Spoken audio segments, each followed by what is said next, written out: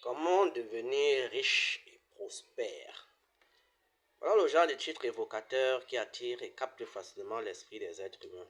Parce que très généralement, ils s'attendent à ce qu'on leur donne des formules magiques, des clés secrètes, des passe-partout qui vont leur permettre rapidement de se faire de l'argent, rapidement de devenir prospère financièrement et matériellement.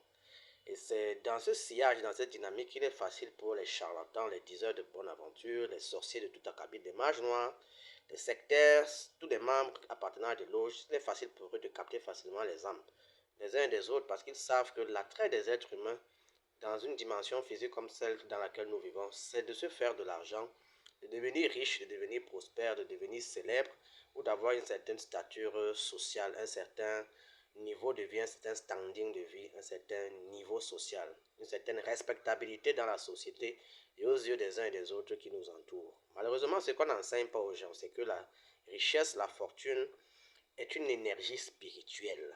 L'argent, c'est de l'énergie spirituelle. Forcément, la richesse est également une énergie spirituelle.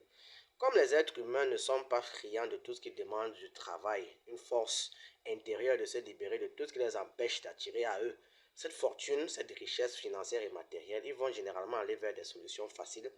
La facilité qui va leur créer plus tard des difficultés vraiment pénibles dans leur existence, les empêchant ou empêchant à leur âme de s'accomplir et de s'élever vers la lumière. La richesse facile n'apporte rien de bon, rien de substantiel, rien de sensible à l'esprit ou à l'âme, si ce n'est que de la traîner vers les ténèbres, vers des choses qui sont très compliquées pour l'existence humaine. Ce qu'on n'enseigne pas aux êtres humains, pour la plupart, ce qu'on ne leur dit pas, c'est que pour devenir riche, il faut davantage, il faut profondément spiritualiser son esprit. Et spiritualiser son esprit suppose qu'il faut éliminer ce qui en soi ne permet pas à l'esprit d'atteindre ce niveau de spiritualisation. C'est-à-dire qu'il faut travailler à l'intérieur, il faut faire un travail intérieur. En fait, c'est ça le chemin. Le travail intérieur, c'est le travail intérieur qui mène vers la richesse. Le travail intérieur suppose de se libérer de ses défauts intérieurs, de tout ce qui en soi vibre de manière lourde avec la densité, avec la matière, avec tout ce qui est en accord avec le bas astral. Il faut pouvoir s'en libérer, il faut pouvoir s'en débarrasser pour pouvoir avancer vers la spiritualisation de l'esprit qui va nous ouvrir les portes de la richesse, les portes de la prospérité financière et matérielle. C'est comme ça que l'on devient véritablement riche. Mais nous n'avons pas le temps, nous n'avons pas la patience, la force nécessaire, la force de volonté, la force mentale d'aller à l'intérieur de nous-mêmes vers la boue qui existe à l'intérieur de nous, de la racler, de nettoyer nos écuries d'augias et de laisser la lumière nous pénétrer dans tous les atomes de notre être pour aller vers la prospérité, vers le bonheur, vers la réalisation matérielle, financière, vers la richesse. Ce n'est qu'ainsi véritablement que l'on obtient une richesse pérenne.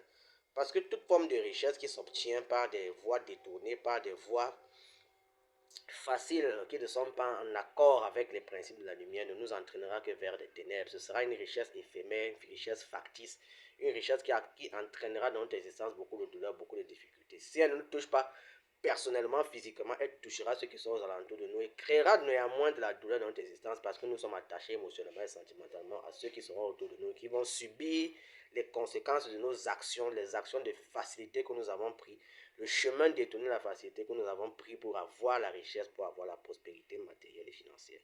Donc, pour me résumer en définitive, je dirais simplement que la richesse, l'argent, la prospérité matérielle et financière est le fruit de nos efforts spirituels. C'est de l'énergie spirituelle. Et cette énergie spirituelle, pour qu'elle soit pérenne, pour qu'elle soit positive, pour qu'elle soit bonne pour notre vie, il faut qu'elle soit orientée vers la lumière. Et cela suppose donc le travail intérieur, le travail d'élimination de nos agrégats psychiques, le travail d'élimination de toutes les lourdeurs à l'intérieur de nous qui nous empêchent d'évoluer positivement, de voler de nos ailes vers la lumière, vers la divinité, vers la pleine réalisation de nos aspirations.